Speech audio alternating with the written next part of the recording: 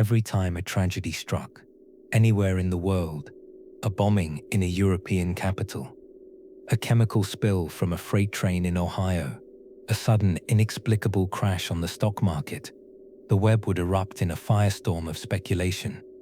And the loudest, most persistent, most virulent theory, it was a government job, a conspiracy, a staged event, meticulously planned and executed by shadowy forces to take our guns, to justify a new war, to install a surveillance state, to manipulate the markets. The narrative was always the same, only the details changed. My team's job was to dive headfirst into that raging digital inferno. We didn't stop the fire, we mapped it. We traced the origins of the claims, followed the tendrils of disinformation as they snaked through social media, identified the key nodes of influence, and we wrote reports. Thick, dense, classified reports on the narrative's velocity, its demographic penetration, and its potential to spill over from digital anger. My name is Anna. For 2,555 days, my world was made of noise. I lived and breathed in a sealed, windowless room, 3 stories underground at Fort Meade, Maryland, a place we called the Vault. My official title was Senior Signals Intelligence Analyst for the National Security Agency, assigned to a department with the beautifully bland name of the Digital Discourse Analysis Unit. That's a very clean, very sterile name for a very, very dirty job.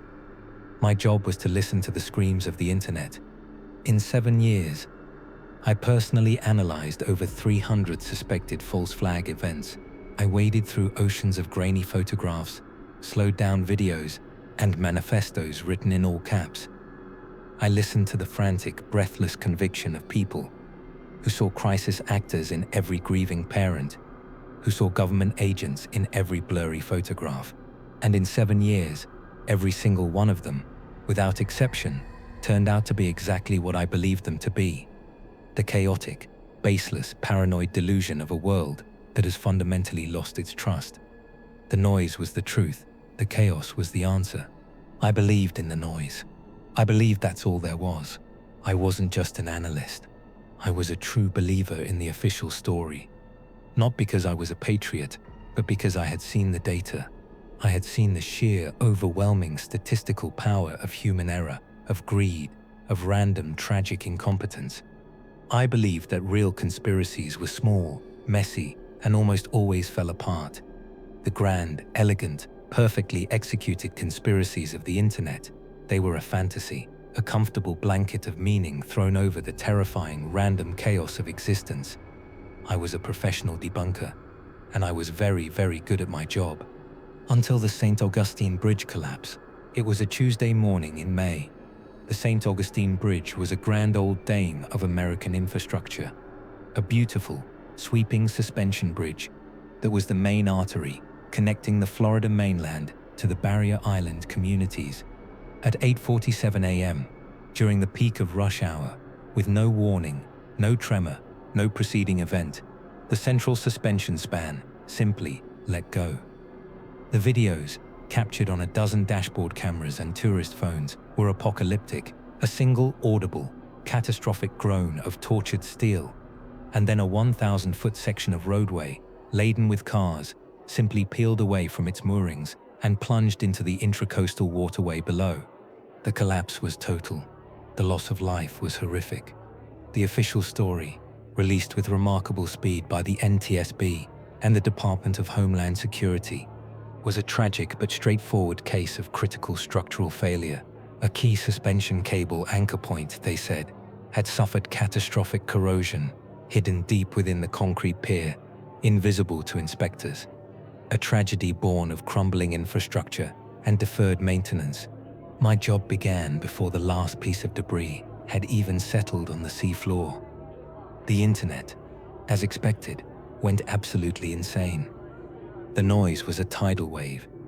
It was a controlled demolition. You could see the cutter charges go off if you slowed down the video. It was a domestic terror group sending a message. It was a warning shot from a foreign power, testing a new resonance weapon. It was an insurance scam. It was a human sacrifice. The theories were a raging, endless torrent of grief and suspicion. My team went into lockdown. We worked for 72 hours straight, fueled by bad coffee and the grim, methodical focus of our training. The vault was a hive of quiet, intense activity. The only light was the ghoulish blue glow of our monitors, reflecting off our pale, tired faces. We mapped the chatter.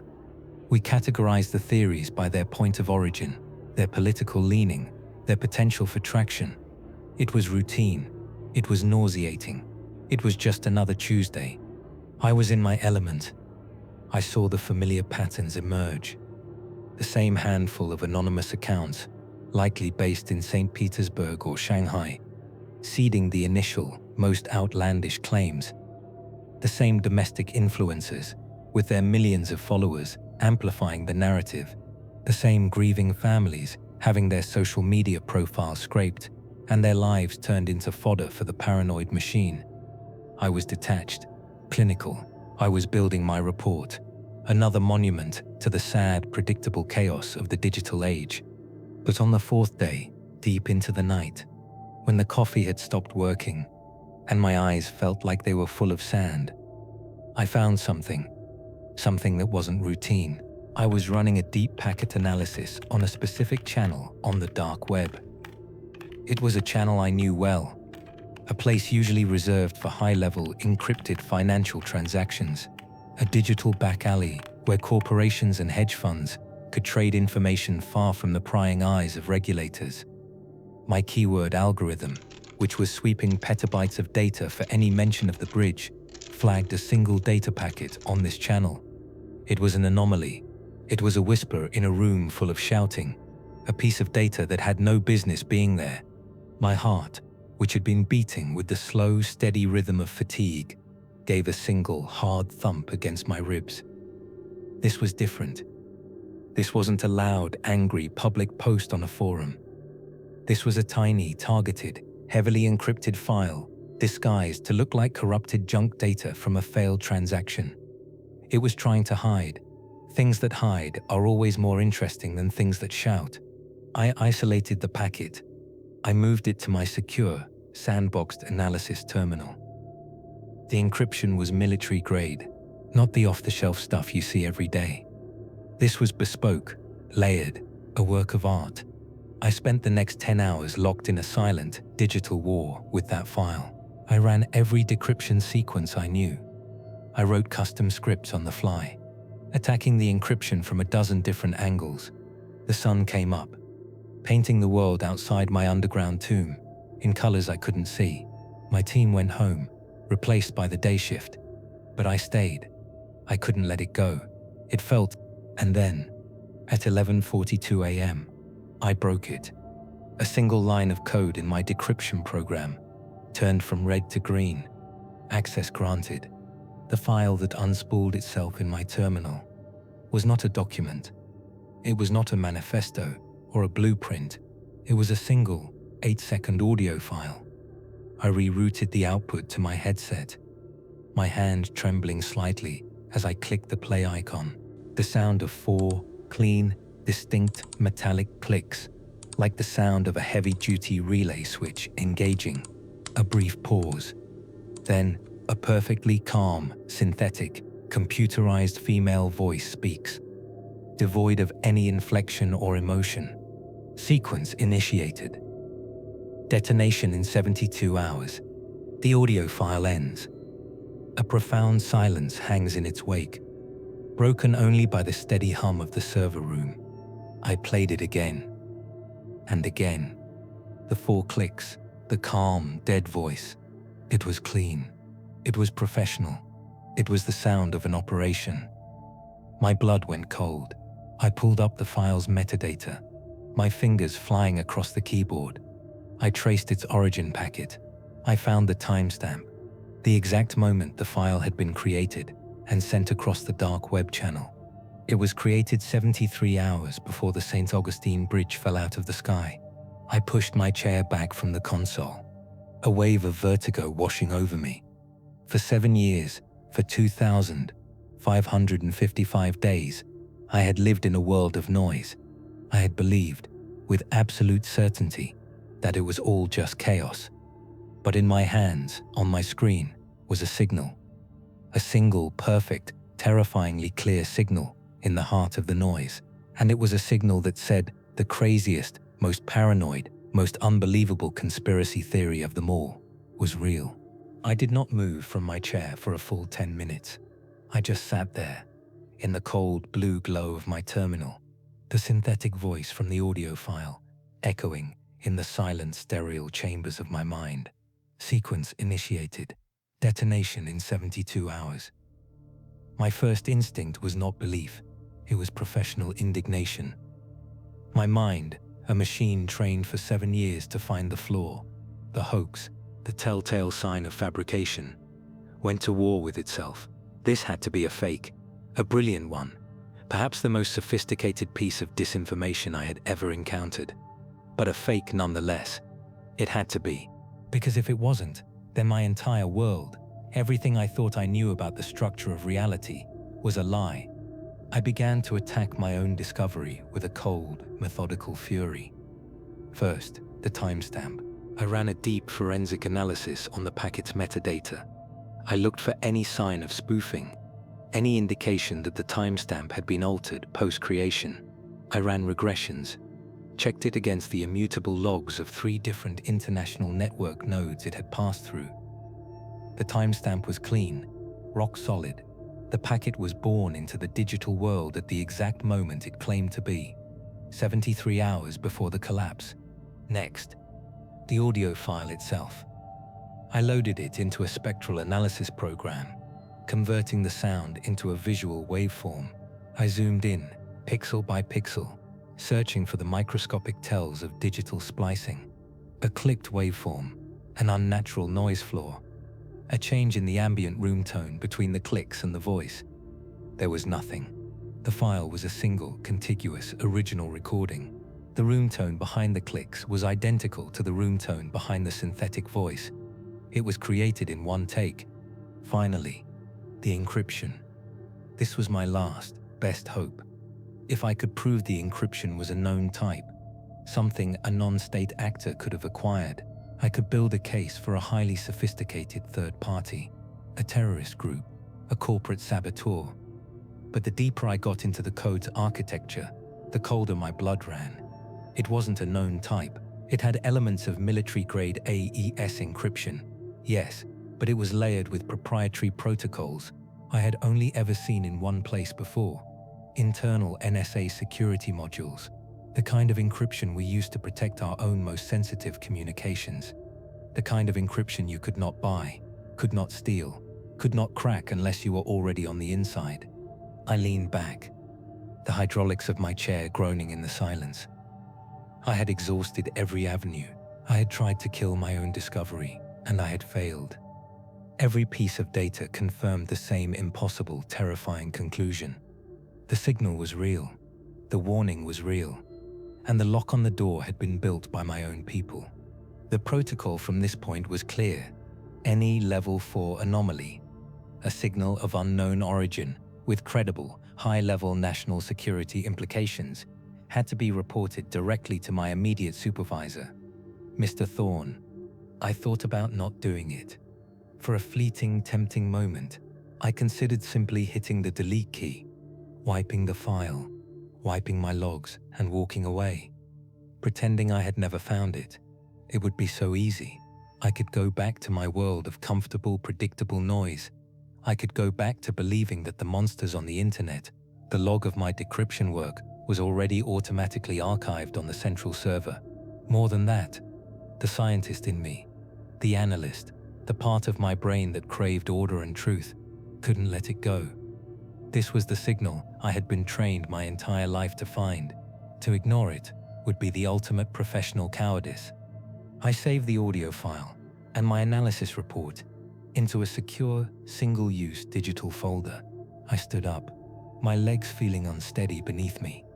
I walked the long, silent, white corridor to Thorne's office. The air hummed, the lights hummed. The whole world seemed to be humming with a new, terrible frequency. The sound of a heavy, soundproof door opening with a soft hiss. Thorne's office was an anachronism. while the rest of us worked in sterile pods of plastic and steel. His office was a sanctuary of dark wood, worn leather, and the faint, pleasant smell of old books and pipe tobacco. He was a relic from the Cold War, a man who had started his career hunting for Soviet spies in the static of shortwave radio. He was in his late 60s, with a face full of deep lines and eyes that had seen too much to ever look surprised. He was my mentor. I trusted him. He was sitting at his large oak desk, a steaming ceramic mug in his hands, looking at a physical paper file. He looked up as I entered, his eyes crinkling slightly at the corners. It wasn't quite a smile. "Anna," he said, his voice calm and paternal. "You look like you've seen a ghost." "Something like that, sir," I said, my own voice tight. "I have a level 4 anomaly from the St. Augustine project." He didn't react. He just gestured to the chair opposite his desk. "Sit, show me." I sat, my back straight, my hands clasped in my lap to keep them from shaking. I slid my tablet across the polished surface of his desk. "Sir, 4 days ago, I flagged an encrypted packet on a dark web financial channel. I've spent the last day and a half decrypting it. The encryption is proprietary. It has NSA architecture." Thorne's eyes flickered with the first hint of genuine interest. He picked up the tablet. "Go on." The packet contained a single audio file, 8 seconds long. "I've authenticated the timestamp. It was created 73 hours before the bridge collapse." I watched his face as I said it. Nothing. No shock. No alarm. Just a quiet, focused attention. He tapped the play icon on the tablet. The sound of the 4 metallic clicks, and the synthetic voice plays again, clear in the quiet office. Sequence initiated. Detonation in 72 hours. Thorne listened, his head tilted slightly. He played it again, and a third time. Then he set the tablet down gently on his desk. He picked up his coffee mug, took a long, slow sip, and looked at me over the rim. His eyes were calm, but the weariness in them seemed to have deepened, becoming ancient. "It's a clever fake, Anna," he said, his voice still perfectly even. "Probably Russian disinformation. The GRU is getting better at this sort of thing. They seed these things into the web to sow chaos, to make us chase our own tails. Good work finding it. It shows the new search algorithms are working." The casualness of his dismissal hit me like a physical blow. "A fake? Sir, with all due respect, the encryption is ours. The timestamp is verified across 3 international nodes. This isn't some kid in a basement, and it doesn't have the signature of a Russian active measure.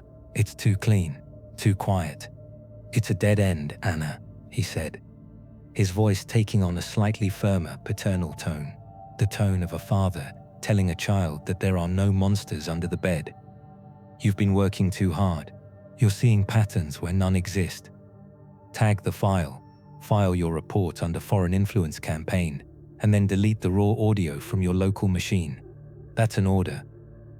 I stared at him, my disbelief curdling into a hot, sick feeling in the pit of my stomach. "Delete it, sir. This could be the most important intelligence find of the decade. This could be evidence of a domestic terror cell with insider knowledge. Or..." He held up a hand, his gaze steady, his pale eyes unblinking. The gesture was not aggressive, but it had the force of a slammed door. "Some signals, Anna, are just noise. A good analyst knows which ones to ignore. This is one of them. You've done your job. Now drop it." I stood up, my chair scraping harshly against the wooden floor. The room suddenly felt small, suffocating. The smell of old books and tobacco was cloying. "Yes, sir," I said, my voice flat and dead. I walked out of his office, the heavy door hissing shut behind me, sealing me back into the world of humming, sterile white. But I knew in that moment, with a certainty that was as cold and as hard as the floor beneath my feet, that he was lying. He wasn't dismissing the evidence. He was burying it, and he was ordering me to be the one to shovel the dirt. I couldn't drop it. To drop it would be to admit that my entire world, my entire belief system, was a sham. That night, I went home to my small, anonymous apartment in Colombia, but I didn't sleep. I booted up my ghost terminal. It's a personal machine, a relic from my earlier, more paranoid days, completely air-gapped from the grid. It runs a custom operating system and connects to the internet through a cascading series of encrypted proxies that bounce my signal across 17 different countries. To the outside world, I don't exist. And I had copied the audio file to a micro drive before I left the office, a direct violation of every security protocol I had ever signed, a treasonous act, if I were caught. I loaded the file. My new objective was simple. If Thorn wouldn't let me investigate the signal, I would investigate the voice. I wrote a new algorithm, a voice print analysis searcher. It was designed to do one thing: take the unique acoustic signature of that synthetic female voice and scour global audio archives for a match. It was a monumental task. I was asking a machine to find a single, 8-second whisper in a hurricane of sound. I gave it access to everything I could: public news archives, government press conferences, corporate automated phone systems, military training videos, leaked audio files from whistleblower sites. For days, I let it run. My life became a strange double existence. By day, I was analyst Anna at Fort Meade, dutifully writing my report on Russian disinformation and mapping the predictable, meaningless noise of the internet. I avoided Thorn. He avoided me. We orbited each other like two planets that had been knocked out of their proper alignment. But by night, I was a ghost hunched over my terminal, watching my algorithm sift through mountains of data. I barely slept. I lived on coffee and the low-grade humming paranoia that was now my constant companion. Every car that passed my apartment building felt like a surveillance vehicle. Every pop-up ad on my burner phone felt like a phishing attempt. Every time my internet connection flickered, my heart would seize, convinced they had found me. I was becoming one of them, one of the paranoid souls I monitored every day, seeing conspiracy in every shadow. The irony was so thick it was choking me. On the 9th night of the search, I found it. The algorithm chimed, a soft, triumphant little sound in the dead quiet of my apartment. It had found a match. My hands were trembling as I clicked the link. It took me to a public inquiry report from the German government, dated 2 years prior. The report was on the Eschweiler West freight train derailment. A train carrying industrial chemicals had derailed at high speed, causing a massive explosion and fire. The official cause had been ruled critical track failure due to metal fatigue. I remembered the event.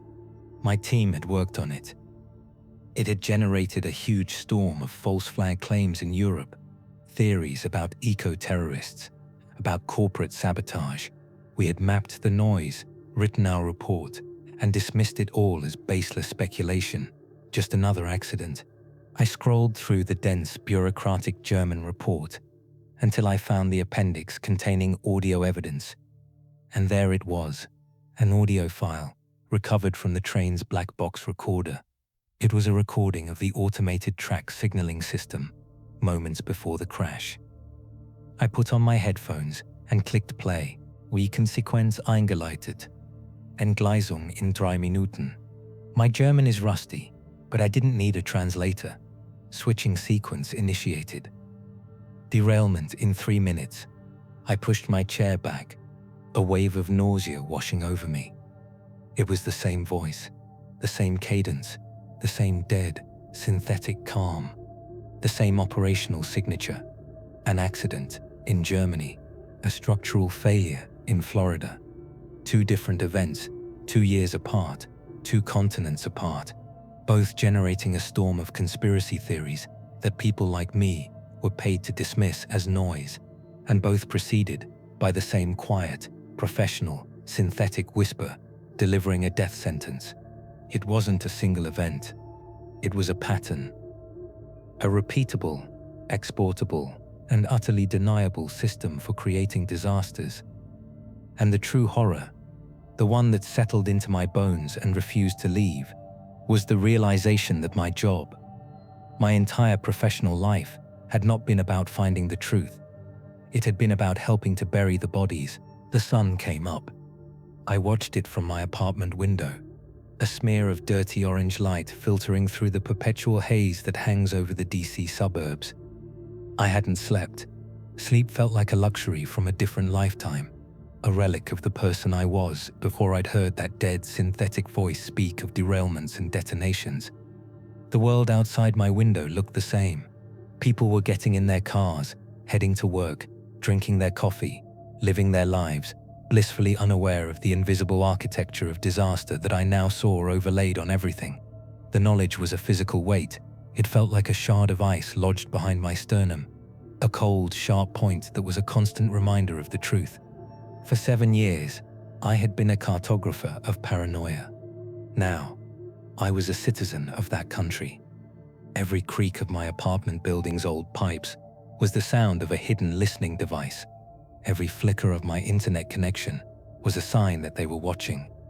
I knew, with the cold, hard certainty of a professional, that I was in danger, but I also knew I couldn't run. Not yet. To run would be to confirm their suspicions. My only chance was to go back, to walk back into the lion's den and pretend to be one of the sheep. The soundscape shifts. The quiet of the apartment is replaced by the sterile, humming ambience of the vault at Fort Meade, the sound of a keycard being swiped, a soft electronic beep, and the heavy pneumatic hiss of a secure door opening. The walk from the parking garage to my workstation that morning was the longest of my life. Every familiar sight was now alien, menacing. The security cameras on their silent gimbals felt like the eyes of predators. The blank, impassive faces of the guards at the checkpoints seemed to hold a new, knowing glint. The very air, scrubbed and recycled, tasted of conspiracy. I kept my head down, my posture neutral, my face a carefully constructed mask of bored routine. Inside, my heart was a frantic bird, beating against the cage of my ribs. I reached my terminal. I took a sip of my coffee, the taste like ash in my mouth. I placed my fingers on the keyboard, the cool plastic familiar under my touch, and I began my morning routine. I typed in my username. I typed in my password. I placed my thumb on the biometric scanner. The screen, which should have bloomed into my familiar customized desktop, remained stubbornly on the login page. A single line of text appeared in the center of the screen, in a cold, impersonal, sans serif font. Access denied. Your user privileges have been modified. Please contact your supervisor. I stared at the words. My blood went cold. It wasn't just a system glitch. The language was specific, bureaucratic, and utterly final. Your user privileges have been modified. It was the institutional equivalent of a shiv in the ribs. My hands, moving on their own, began to type. Muscle memory from years of navigating the system. I tried to access the deep web archives. Access denied. I tried to open the packet analysis tools. Access denied. I tried to open my own damn email client. Access denied. They had neutered me. I was locked out. I was a ghost in my own machine, able to see the surface, but completely barred from the depths where I lived and worked. I was a cartographer whose maps had all been taken away. And then, a new email notification popped up on the locked screen. It was the only thing the system would allow me to see. It was from Thorne. The subject line was a single word: recalibration. The body of the email was just as brief: taking you off the St. Augustine project. You look tired. Your focus has been compromised. Take some time to recalibrate. A new, less intensive assignment will be waiting for you on Monday. We'll discuss it then. The condescension was a slap in the face. The paternalistic, feigned concern was more insulting than any open threat. You look tired. Recalibrate. It was a warning, delivered with the quiet, smiling menace of a man who held all the cards. He was telling me that he knew I had disobeyed his order. He was telling me that he had put me in a cage, and he was telling me to be a good little animal and wait for my new feeding schedule. I stood up from my terminal, my movements stiff, robotic. I could feel the eyes of my team members on me. They knew, in this world of silent, digital surveillance, a sudden change in a senior analyst's access level was the equivalent of a public execution. They wouldn't speak to me. They wouldn't meet my gaze. I was already a ghost, contaminated. I packed the few personal items from my desk into my bag. A worn copy of a poetry book, a framed photo of a dog I no longer had, a chipped coffee mug. Each item felt like an artifact from a forgotten life.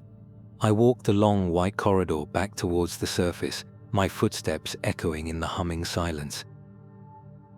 As I walked toward my car in the vast, anonymous parking garage, I felt it. A prickling sensation on the back of my neck, the primal animal instinct of being watched. I didn't turn my head, I just kept walking. My pace steady, my keys already in my hand.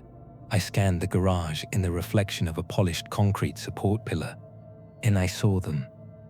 2 rows over, a black sedan, a standard government fleet vehicle, indistinguishable from 1,000 others, but the windows were tinted too dark, and the 2 men in the front seat were not looking at their phones, they were not talking, they were sitting perfectly still, their heads both angled slightly in my direction. They weren't trying to hide, they were making sure I saw them. They were my new babysitters, my handlers, my shadow. Thorn wasn't just locking me out of the system, he was putting me on a leash. I got in my car, I started the engine. I drove out of the garage, the black sedan pulling out 2 cars behind me. They followed me all the way home. They parked across the street from my apartment building. They were still there when I looked out my window an hour later. They were still there when the sun went down. The next 2 days were a masterclass in psychological warfare. The car was always there, sometimes with the same 2 men, sometimes with different ones. They followed me to the grocery store. They waited outside the coffee shop. They never approached me. They never did anything threatening. They just watched. It was a quiet, constant, soul-crushing pressure. A reminder that my life was no longer my own. They wanted me to feel helpless. They wanted me to feel trapped. They wanted me to break. I knew my apartment wasn't safe. I found the signs. A book on my shelf was a millimeter out of place. The thermostat had been adjusted by a single degree. The back of my ghost terminal, which I kept in a locked closet, was warm to the touch when I got home from work, even though it had been powered down all day. They had been inside. They had searched my life, my secrets. They were probably listening to me right now, through a bug no bigger than a grain of rice. By the 3rd day, the fear had burned away, leaving behind a cold, hard, diamond-sharp rage. I was not an asset to be managed. I was not a problem to be contained. I was a person, and I had found the truth, and they were trying to suffocate me with silence and shadows. I made a decision. If I was going to be a ghost, I would not be a quiet one.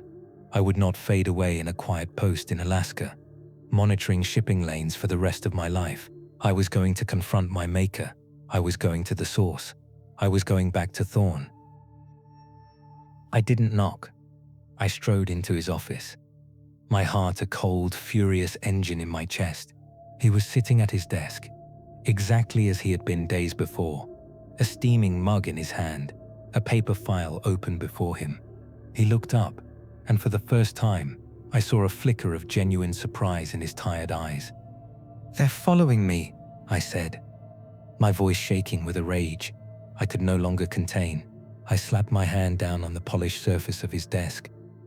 The sound like a gunshot in the quiet room. The black sedan outside my apartment. The men who searched my home. Who are they, Thorn? Who are you protecting? He didn't flinch. He just looked at me, his expression shifting from surprise to a profound, soul-deep weariness. He sighed, a long, slow exhalation, as if he had been expecting this moment for years and was simply tired of waiting for it. He finally looked up from his desk. His eyes filled not with anger, but with that same terrible weariness. "Protecting?" he asked, his voice a low, sad murmur. "Anna, you still think this is about protecting things? This is about managing them. It has always been about managing them. You didn't find a conspiracy, you found a business model." "A business model?" I asked, my voice cracking. "The St. Augustine Bridge was a business model. The people who died, the families." "Sit down, Anna," he said, his voice gentle now.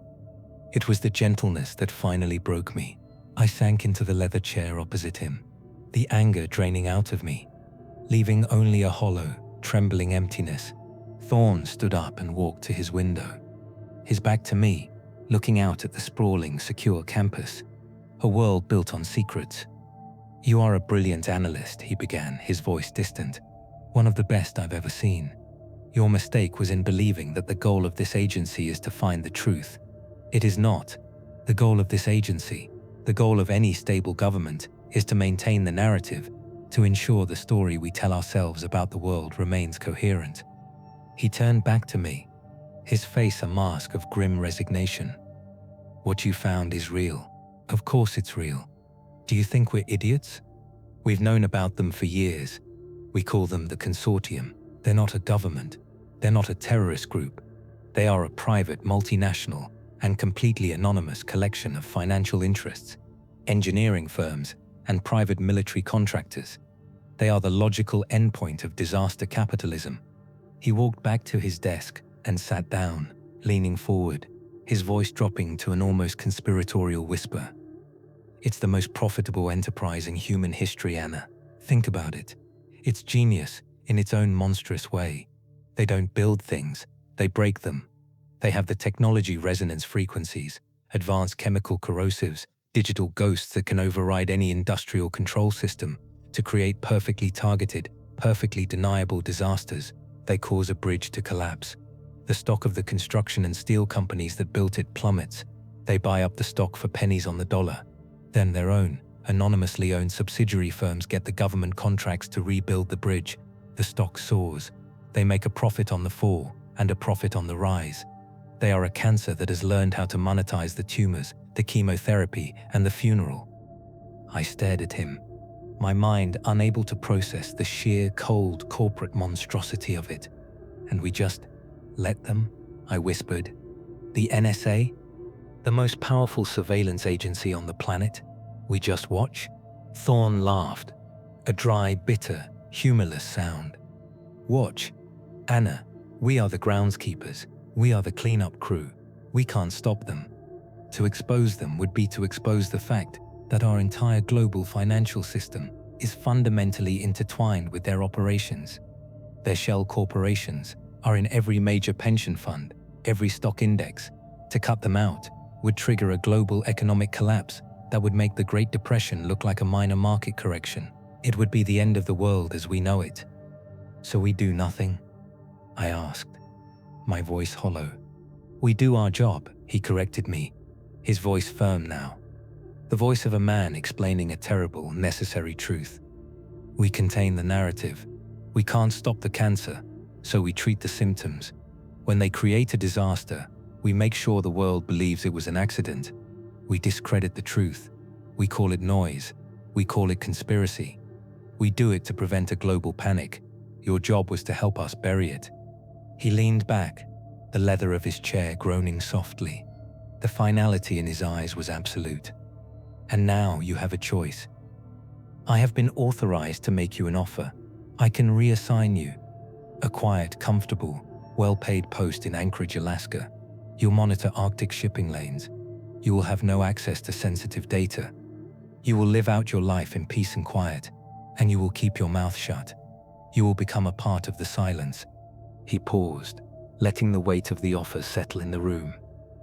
"Or, you can walk out that door and keep digging. You can try to be a hero, and my people, and more importantly, their people, will be forced to treat you like any other piece of inconvenient data, a loose end to be deleted." He stood there, in his quiet, wood-paneled office, at the heart of the world's most powerful intelligence agency, and he offered me a choice between a comfortable prison and a lonely grave. I looked at him, at this tired old man who had spent his life managing monsters, and I saw my own possible future.